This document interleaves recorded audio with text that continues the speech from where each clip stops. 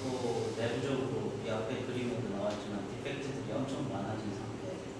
또 그것도 아니라면은 아주 작은 상태로 만들어서 엣지의 컨트리뷰션이 아주 높아진 상태를 저희가 이제 사실 어플리케이션에 적용을 하면 테라메틱하게 전도성 측면에서 좋게 나옵니다. 그래서 뭐 그래핀이라는 같은 주제, 같은 이름을 가지고 연구를 한다지만 어찌 보면 바라보는 게 좀 다른 것 같아서 저희 입장에서는 이런 류의 어떤 플랫하고 싱글 레이어 레벨이고 큐리티 높고 하는 거를 갖고 가서 쓰다 보면 사실은 도움이 하나도 안 되거든요. 그래서 그런 점에서 무엇을 좋은 그래핀이라고 정말 해야 할지를 모르겠어요.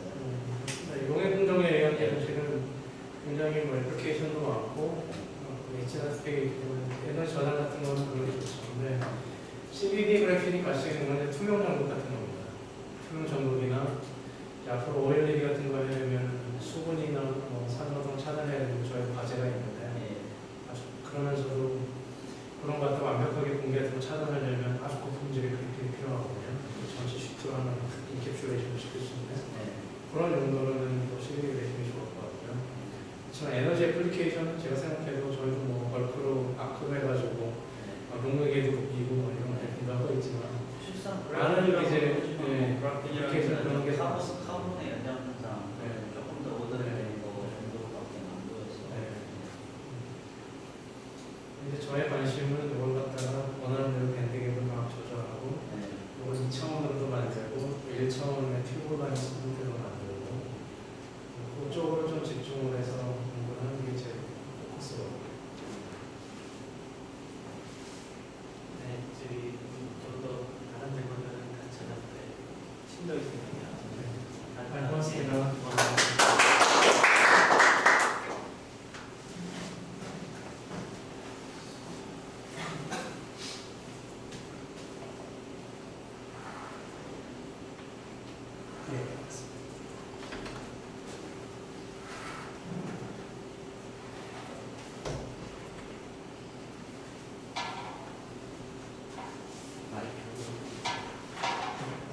마이크는 괜찮습니다.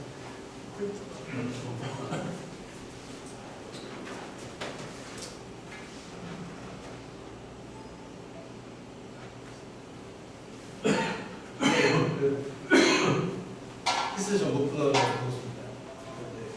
좋은 자리에서 초청해 주셔서 오늘 제가 말씀드릴 내용은 트랜스컨덕터 스트럭처레이션에 관계된 그래프에서 관측된 저는 좀 방대한 얘기를 할 게 아니라 정말 데이터 하나 놓고서 이제 1시간 내내 떠들 것 같아요. 그 전에 아까 방금 전에 이제 전북분원 키스트 전북분원 세워진 거 간단한 소개 말씀 김영준 박사님께서 해주셨는데 저희 지금 전북분원에 2년 정도 지났는데요. 처음에 2년 정도 지났는데 그 2년 동안에 어떻게 보면 정말 빈 땅속에다가 저희들이 이 연구원들이 이제 장비들을 채워넣느라고 고생을 많이 했습니다. 그래서 지금 현재도 계속 장비 구축 사업이 진행되고 있고요. 작년에 약 100억 원 정도, 올해도 마찬가지로 100억 원 정도고요. 내년에도 이제 그 정도 수준 정도로 해서 계속해서 장비 구축 사업 진행할 예정입니다. 그래서 이제 간단히 소개 말씀드리고요. 이거는 이제 당연히 국가의 돈을 받아서 저희가 구축하는 사업이기 때문에 외부에 풀리 오픈되는 장비들이기 때문에 앞으로 활용하실 수 있으면 저희들한테도 좋은 거고요. 그래서 일단은 전자용역들이 많이 구축이 되어 있고요. 지금 현재 전자용역 TN 새 3기가 구축이 되어 있습니다. 지금 여기 안 나와 있는데 하나는 저희 학생들 트레이닝용으로 사용하는 중고 TM이 한 대가 있고요. 그다음에 테크나이 시리즈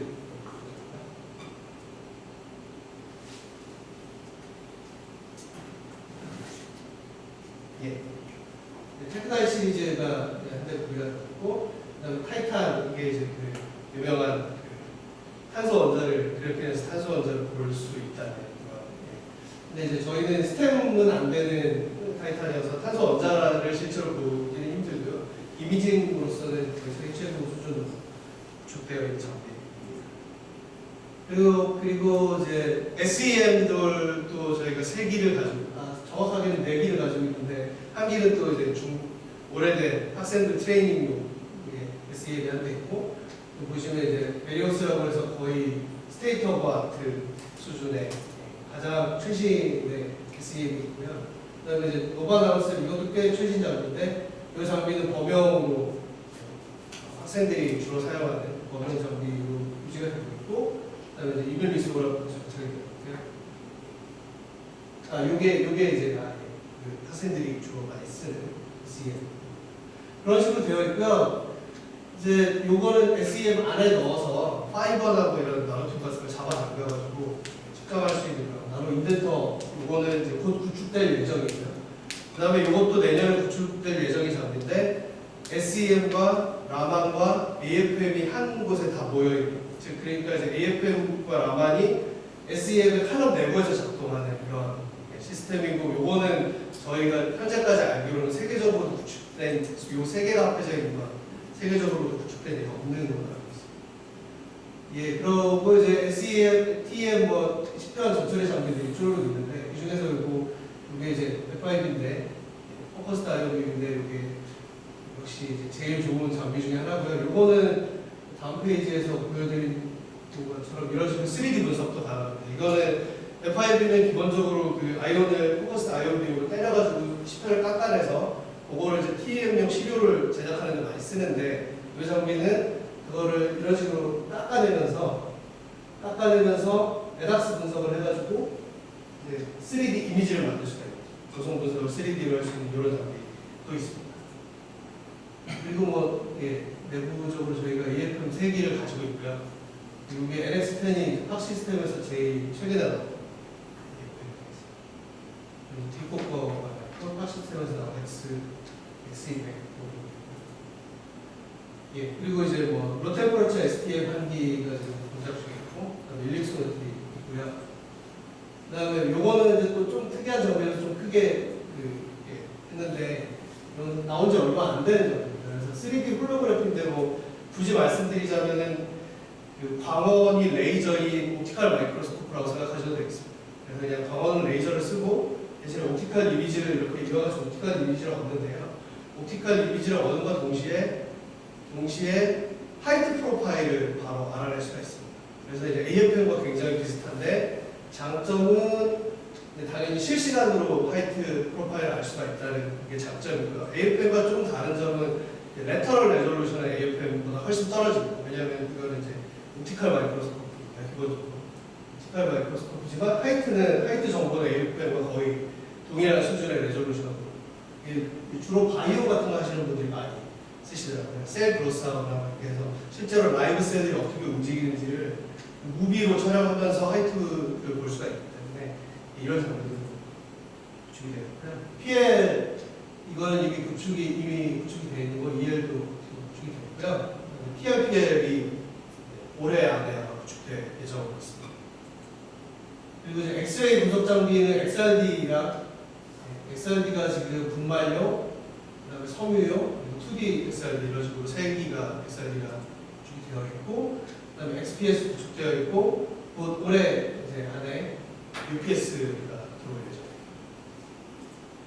예, 그리고 이제 이 CSS 장비는 이제 김현정 박사님 주로 이제 관리를 하시고 구축을 하실 건데, 이제 PCVD 클러스터 시스템인데요. 이거는 이제 가운데 모드라고 통해서 PCVD 장치에 하고 이베포레이터 그리고 애칭 챔버들 이런 것들이 다 연결되어 있고 공기 중에 노출시키지 않은 상태로 그로스한 후에 증착하고 이제 애칭하고 할 수 있는 그런 클러스터 장비고요. 그다음에 이제 PLD 장비 들어올 예정이 있습니다. 그리고 이제 이거는 제가 주로 쓰는 시스템들인데 이제 초전도 마그넷 시스템 14테슬라 1.4켈빈의 헬리오3 인서트까지 포함이 되어 있는 그런 장비였고요. 그리고 이제 이거는 다일루션인데요. 10mK 가능하고 그 다음에 911 벡터 마그넷이 되는 그런 시스템이 있습니다. 그리고 이 정도로 제가 이제 사실은 여기에 저희 그런 여태까지 구축되어 있고 이제 곧 구축될 예정의 장비들이 나와 있는 브로셔가 있거든요. 제가 파일을 일부러 들고 왔습니다. 혹시 필요하신 분들 가져가시면 쭈루룩 장비들 다 나와 있고 어떻게 예약하시면 되고 어떻게 쓰시면 되는지가 나와 있거든요. 세일즈 하시는 거 맞아요. 아시다시피 저희 일의 반은 세일즈이기 때문에 예. 예, 그렇게 한다면 예, 그런 내용으로 말씀드리도록 하겠습니다. 예, 이런 내용으로 말씀드릴 예정이고요. 뭐 이런 분들에게 감사의 말씀을 드리고 싶고요. 예, 그래서 이제 제가 뭐 박사과정 동안에 또 그렇고 여태까지 주로 해왔던 일은 트랜스포트인데 뭐 다양한 종류를 했던 것 같습니다. 서멀 일렉트릭 파워도 측정을 해봤고 홀이펙트 뭐 트랜지스터 관련해서도 했었고요. 로 템퍼러처로 가서 뭐 싱글 일렉트론 트랜지스터도 공부했었고 퀀텀 이펙트 그리고 오늘 주로 말씀드린 퀀텀 로컬라이제이션 이런 쪽으로 연구를 많이 했었고요. 예, 이런 순서로 말씀을 드릴 건데 그래픽은 아까 이미 조현종 박사님께서 많이 말씀을 해주셨고 네, 그 안에 있는 디스오더에 대해서 잠시 말씀을 드리고 그거랑 퀀텀 이펙트랑 어떻게 연관이 있는지와 그 다음에 이제 본 내용인 컨덕턴스 플럭츄에이션과 이제 어떻게 차이들이 안에서 로컬라이즈 되는지 말씀드리겠습니다. 그래서 그래피는 뭐 이미 다 설명해 주셨고요. 뭐 중요한 것만 얘기하자면 리니어 디스퍼레전을 가지고 데스티 오브 스테이트가 에너지에 따라서 리니어하게 증가하는 그런 보인다는 게 중요한 점입니다. 실제로 이제 저는 CVD 그래프를 주로 사용하지 않았고 여태까지는 많이 아직까지는 CVD 그래픽 퀄리티가 그만큼 안 나오기 때문에 스카치 테이프로 떼어낸 엑스플레이션 그래픽을 주로 썼습니다. 근데 지금 루틴하게 저희가 쓰고 있는 방법인데요. 그냥 뭐 굉장히 간단합니다. 실리콘 칩이 있고 약간의 히팅은 이건 뭐 이제 서피스 트리트먼트 때문에 워터몰리클 같은 걸 제거하기 위해서 그런 거고요. 그 다음에 그래파이트 쪼가리를 이렇게 스카치 테이프에 끈적끈적한 면에다 놓은 다음에 접었다 폈다를 여러 번 하게 되면은 이런 식으로 하얀 가루처럼 이렇게 묶게 되고요. 거기다가 이 히팅해 놨던 칩을 뒤집어서 놓은 다음에 꾹 눌러주면 다 끈. 굉장히 간단해 보입니다만 이게 좋은 그래픽을 찾기는 또 이게 쉬운 일이라 좀 부동지배학적인 누구나 할 수 있지만 사실은 좋은 그래픽을 얻기는 쉬운 일들은 아니에요. 예, 아무튼 그래서 뭐 한 예를 보여드리면요. 여기 지금 이 칩 위에 마커 시스템들이 이런 식으로 되어 있는데 이게 간격이 100 마이크로 그러니까 제법 큰 이거는 싱글 레이어 모노레이어고요. 모노레이어 그냥 그래서 사이즈가 한 50 마이크로 가까이 돼요. 꽤 큰 싱글 레이어들이 얻을 수도 있지만 사실은 딱 한 번밖에 이게 저희 랩에서의 레코드입니다. 근데 이런 식으로 그래픽을 얻는 거고요. 이 위에다가 이제 전구를 올리고 디바이스를 만들게 되겠습니다. 잘못 들어갔습니다. 아무튼 디스오더에 대해서 말씀을 드리면요. 그래픽은 당연히 굉장히 이제 다양한 디스오더가 있을 수 있죠. 스트럭처럴 디펙트. 그래서 일부는 이제 헥사고널 스트럭처에서 일부는 오각형, 일부는 칠각형, 중간에 아톰이 빠질 수도 있고 이게 이런 것들이 디펙트가 될 수도 있지만 사실은 그보다는 더 많이 있는 게 중간에 무슨 캐탈리스트 같은 파티클 같은 게 들어가 있든지 더 커먼한 거는 케미컬 도커트들 아니면 프로세스 와중에 생기는 그런 폴리머 이런 것들이 사실은 굉장히 디스오더를 굉장히 많이 만드는 그리고 그 외에도 이제 코로게이션이라고 해서 이렇게 꾸글꾸글한 스트럭처가 있을 수 있고 그래픽 리플도 생길 수 있고 스트레인 때문에 스트럭처 자체가 이렇게 꾸글꾸글할 수도 있고 그 다음에 또 실리콘 옥사이드 표면이 꾸글꾸글하기 때문에 그 면을 따라가면서 디스오더가 생길 수 있고 아무튼 디스오더가 생길 수 있는 여지가 굉장히 많이 있습니다. 다양한 이유로 디스오더가 생기는데요. 어찌 되었건 간에 결국에는 디스오더가 있는 그런 디스오더 포텐셜이 있게 되면은 그래픽 표면에 이런 그래픽을 따라서 치료를 따라서 어떤 디스오더 포텐셜 랜드스케이프가 생기게 됩니다. 당연히도 이제 이런 디스오더 포텐셜 랜드스케이프 생기고요. 그럼 이제 여기 요 그래픽 내에다가 양단에다가 전극을 달고 전극 2개를 달고 굉장히 간단한 실험을 해보면요. 전극을 달고서 여기다가 볼티지를 바이어스를 걸어주면 그러면 이제 전류가 흐르겠죠. 그 전류를 측정합니다. 되게 간단한 실험이 됩니다. 이렇게 하면 당연히 일렉트론이 이 방향으로 이렇게 이동하면서 이런 디소드와 스캐터링을 하겠죠. 굉장히 복잡한 스캐터링을 할 거고 이런 것들이 결국에는 전류에 컨트리뷰션을 하게 됩니다. 하지만 이제 문제는 뭐냐면 이 오버롤 커런트를 측정함으로써는 이런 로컬한 이벤트들은 알 수가 없는 거죠. 왜냐하면 이런 로컬한 스캐터링 이벤트들이 전부 다 앙상블 에버리지 된 게 결국에는 이 커런트에 컨트리뷰션을 할 거니까요. 근데 이제 어떤 경우에는 그렇지 않고 우리가 로컬한 이벤트들을 오버롤 커런트를 가지고 알 수도 있다. 이게 오늘 제가 말씀드릴 내용의 핵심이 되겠습니다.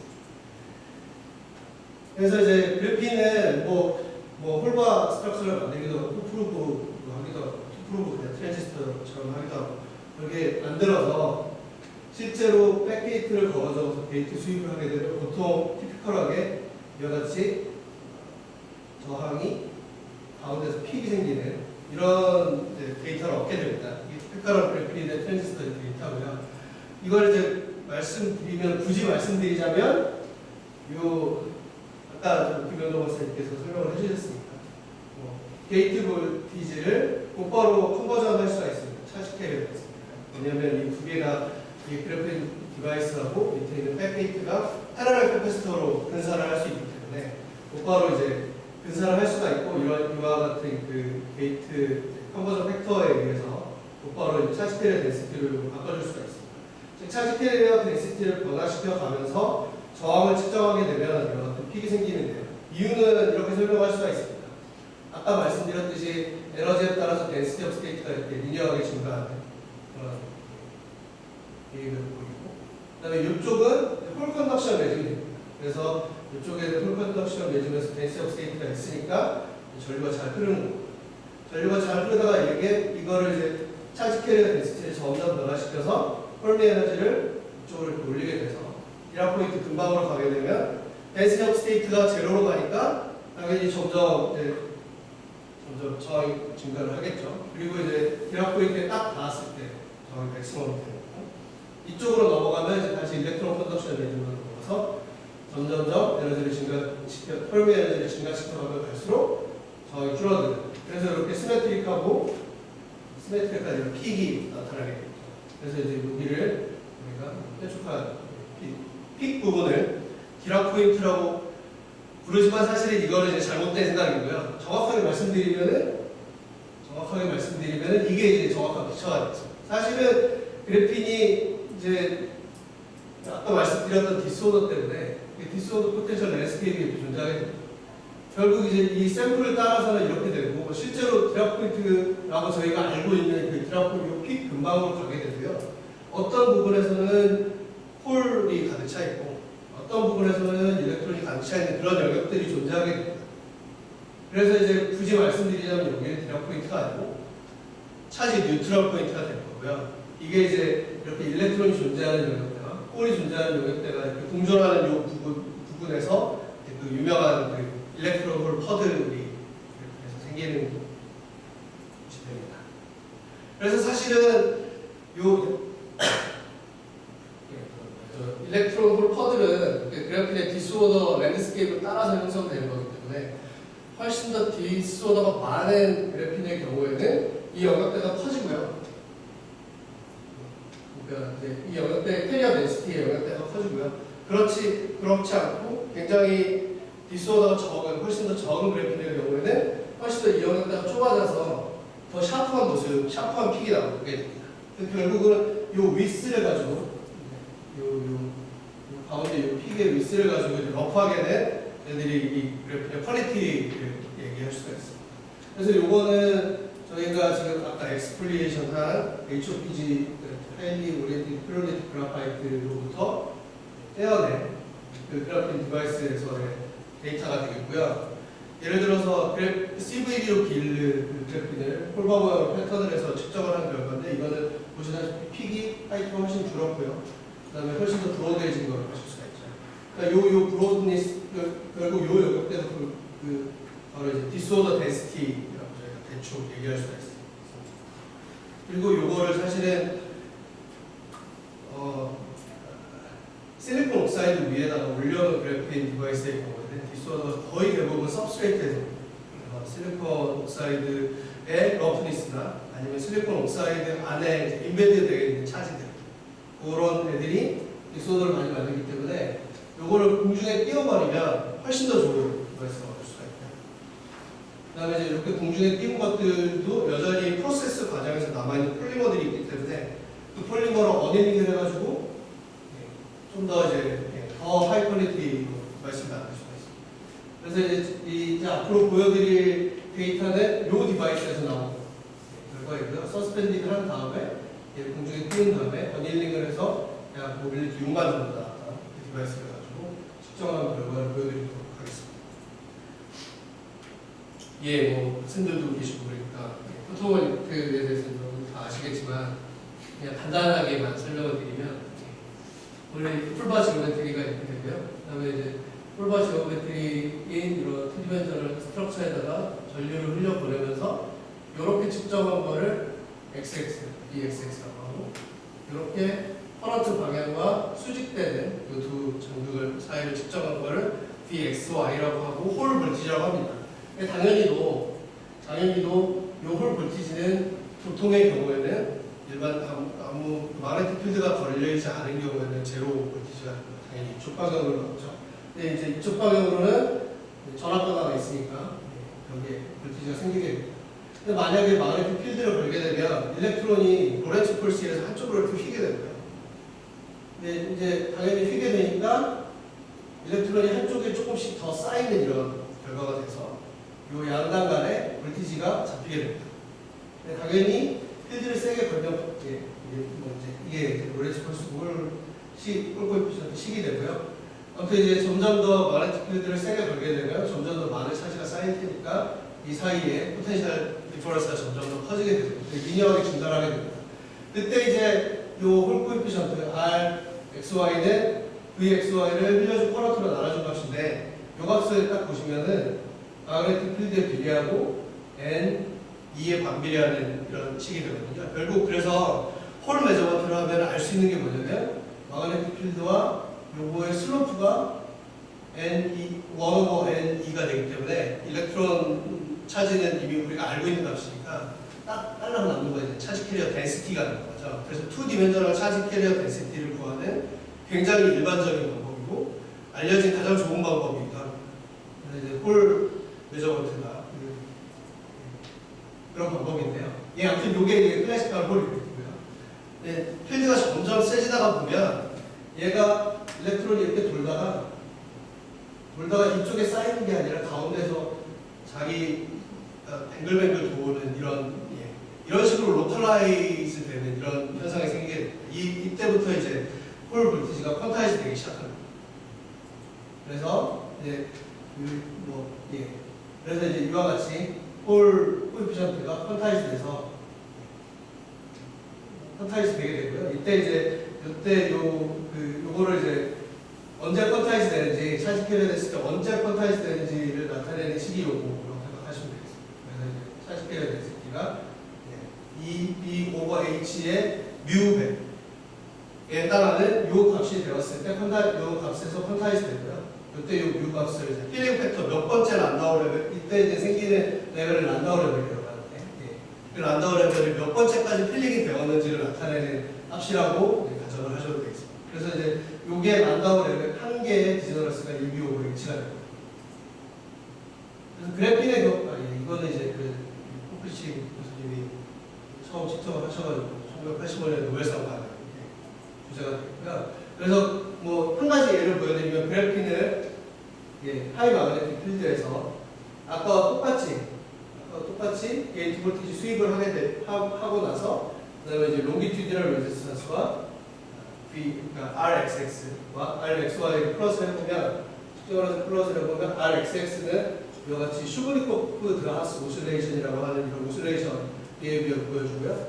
그 다음에 이제 RXY는 이런 스텝 와이즈된 처를 보여줍니다.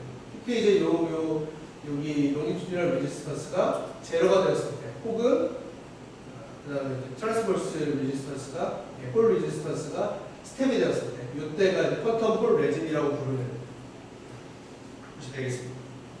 그래서 이게 이제 저희가 제가 제작한 디바이스고요. 조금 이따가 데이터를 다시 보여드리도록 하겠습니다.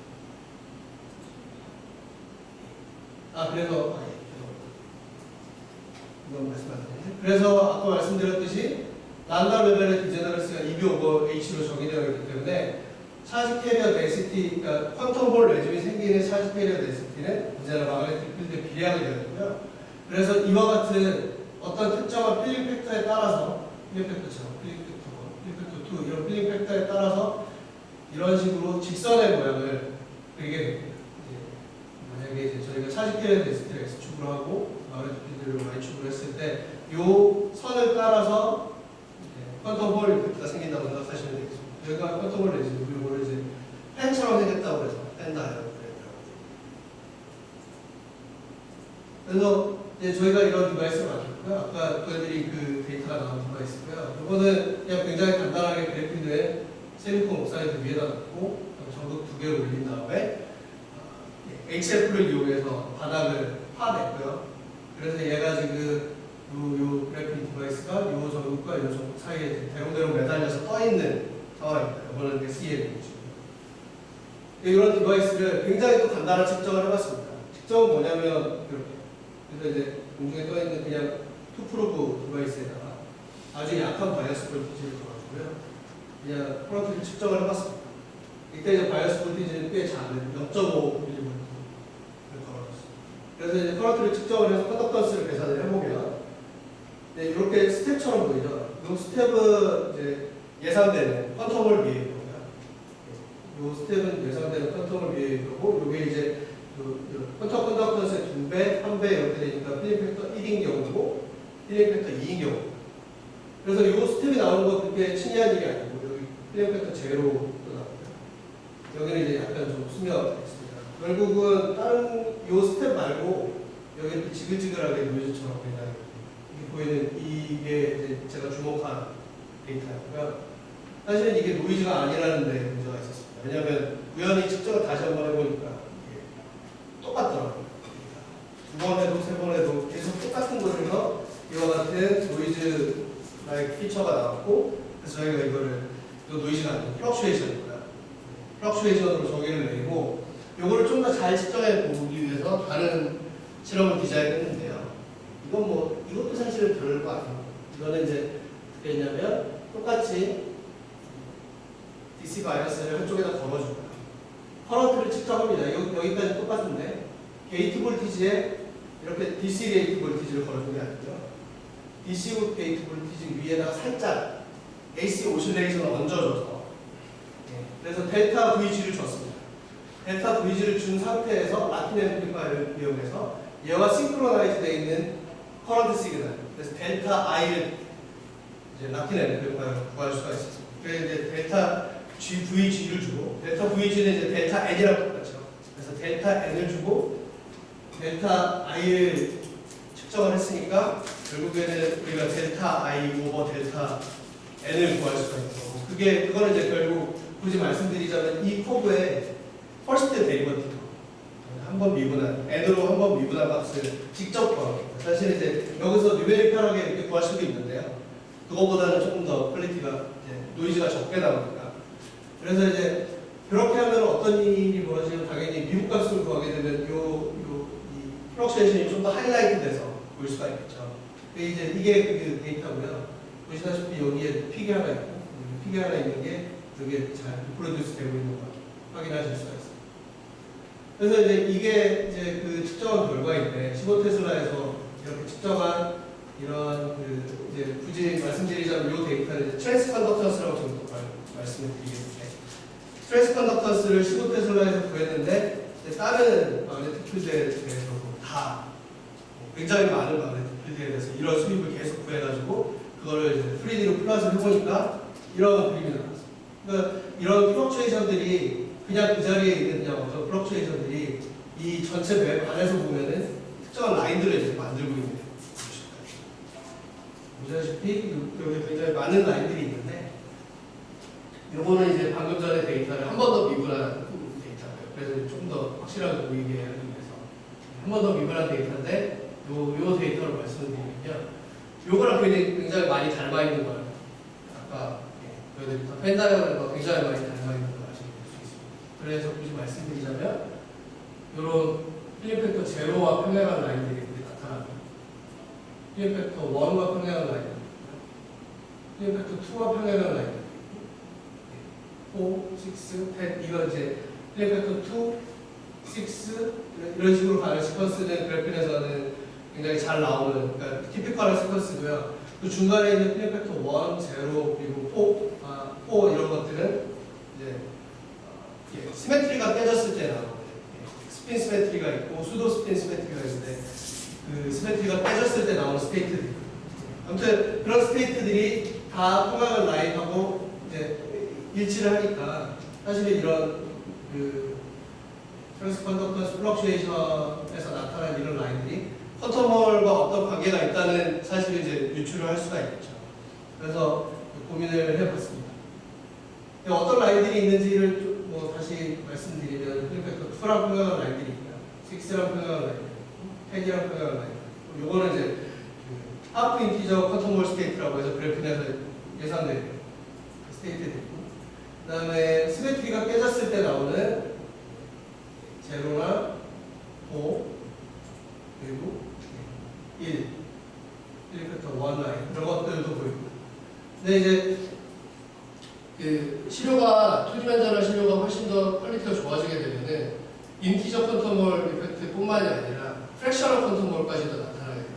근데 여기 있는 라인들을 보시다시피 필름팩터 1이랑도 평행하지 않고 또 다 0이랑도 평행하지 않고 2랑도 평행하지 않은 좀 특이한 라인들이 보입니다. 그래서 아마도 얘가 프랙셔널 라인들이 아니냐, 프랙셔널 필름팩터들이 아닐까 저는 생각을 했습니다. 그래서 이거는 이제 특별한 어널리시스를 좀 해봤는데요. 이거는 뭐 별게 아니고요. 사실 이렇게 데이터 윈도우를 잡아가지고 이 데이터 윈도우 안에 있는 그러면 이제 이게 데이터 매트릭스를 하나 만들 수가 있겠죠. 이 매트릭스를 가지고 간단하게 계산을 해보면 코릴레이션을 구해봤는데 각 데이터들 간의 코릴레이션을 구해봤는데 결국 우리가 얻을 수 있는 이와 같은 스펙트럼을 얻을 수 있는데요. 이 코릴레이션 펑션을 가지고 이 스펙트럼에서 알 수 있는 거는 이 안에 어떤 라인들이 존재하는지, 그러니까 데이터들끼리 코릴레이션이 되어 있어서 어떤 스트레이트한 라인이 있으면 그 라인의 슬롭이 어떻게 되는지를 분석하는 그런 스펙트럼이고, 보시다시피 이 안에 있는 라인들이 3분의 1과 3분의 2, 2분의 5와 같은 프랙셔널 스테이트들과 일치하고 있다는 걸 알 수가 있었습니다. 네. 그래서 요거를 다 이제 분석을 하고 난 다음에 저희들이 내린 결론은 얘가 이제 퀀텀홀 이펙터와 관계가 있고 어떻게 관계가 있는지는 조금 뒤에 말씀드릴 거고요. 관계가 있고 퀀텀홀 이펙트를 간접적으로 우리가 측정할 수 있는 좋은 툴이 되겠다. 굉장히 간단한 그냥 프로브 2개만 달고요. 그냥 바이어스 걸고 전류원 측정하면 되는 굉장히 간단한 측정 방법으로 퀀텀홀 이펙트를 확인할 수 있는 좋은 프로브가 될 수 있겠다. 라는 얘기였고요. 보시면은 이게 이제 노멀 트랜스포트입니다. 그냥 측정을 하죠. 그냥 이제 컨덕턴스를 그냥 측정한 결과를 보시면은 지금 필름팩터 1, 2 같은 거는 이제 잘 보이죠. 하지만 프랙셔널 필름팩터는 하나도 관측되지 않았습니다. 하지만 이제 저희들 여기서는 3분의 1, 3분의 2, 2분의 5 같은 필름팩터들이 보였고요. 그래서 이제 그런 좋은 툴이 된다는 게 저희들이 알게 됐고요. 그래서 뭐 설명을 해드리면 이게 어떻게 해서 그러면 그냥 커런트만 측정했을 뿐인데 퀀텀홀 이펙트가 플럭슈에이션으로 나타나는지 말씀드리자면 아까 처음에 말씀드렸던 대로 그래픽 표면에는 디소더 포텐셜이 이와 같이 존재하게 됩니다. 이제 디소더 포텐셜이 이와 같이 존재하게 되고 여기에다가 차지 캐리어를 이 시스템에다 집어넣으면요. 이 차지 캐리어는 이 포텐셜에 반하는 방향으로, 이 포텐셜을 플래트닝하고 하려는 방향으로 움직이게 됩니다. 그래서 이제 리디스트리뷰션이 되겠죠. 그래서 덴시티에 이러한 프로파일이 생기고 결국에는 포텐셜 이펙티브 포텐셜을 이와 같이 플랫하게 만들고 싶어 하겠죠. 그래서 덴시티가 이와 같이 분포를 하게 되고 이게 이제 아까 뭐 당연히 이 덴시티는 이 프로파일은 얘를 계속 디소드 포텐셜을 스크리닝 하고 싶어 하기 때문에 이 덴시티는 그렇기 때문에 예를 들어서 덴시티를 더 올리거나 줄이거나 해도 이 쉐입 자체는 변하지가 않고 그냥 이렇게 쉬프트 업 하거나 쉬프트 다운 하거나 이런 식으로 움직이게 됩니다. 예. 그래서 만약에 이제 그 덴시티가 이제 차지 뉴트럴 포인트 근방에 있을 때는 이렇게 일렉트론 홀퍼들이 생기는 겁니다. 아까 말씀드린 대로 프로파일이 생기기 때문에. 근데 여전히 이 상태에서는 스크리닝이 돼서 디소더 포텐셜을 전부 다 스크리닝하고 이펙트 포텐셜을 플랫하게. 근데 이런 일이 필드를 걸게 되면은 이제 퀀텀 레즘에서는 이게 성립이 안 되는데요. 아까 말씀드린 란다우 레벨 디제너러시 이거를 예를 들어서 이제 여기서 출발을 했다고 치고요. 요 덴시티 프로파일이 이렇게 있었는데 점점점 차지 캐리어를 증가시켜서 넣어주면은 얘가 점점점 쉬프트 업되다가 위로 올라가다가 어느 순간에는 이 꼭대기가 란다우 레벨 디제너러시에 딱 닿는 순간이 생기게 됩니다. 그럼 레벨 디제너러시를 다 채우고 나면은 그 다음 레벨을 넘어갈 때까지는 더 이상 요 영역대에서는 일렉트론이 들어갈 수가 없습니다. 이미 다 채웠으니까요. 더 이상 스테이트가 없기 때문에. 그래서 일단 여기는 여기 점선처럼 실제로는 이렇게 올라가야 맞겠지만 못 올라가고 이렇게 플랫하게 덴시티가 여기서는 딱 불나게 됩니다. 나머지 부분에서 점점 채워지게 됩니다. 그럴 때 이제 그 흔히 말하는 그 컴프레서빌리티라는 퀀티티가 지금 여기에 들어오게 되는데 컴프레서빌리티라는 건 뭐냐면 컴프레서빌리티는 뭐냐면 그 일정한 에너지 사이에 얼마나 많은 레벨을 채울 수가 있는지, 얼마나 많은 일렉트론을 채울 수 있는지라는 퀀티티가 됩니다. 즉 이제 컴프레서블하다는 거는 좀 스테이트가 많아서 일렉트론이 더 많이 들어갈 수 있는 것이라고 생각하시면 돼요. 인컴프레서블한 것은 스테이트가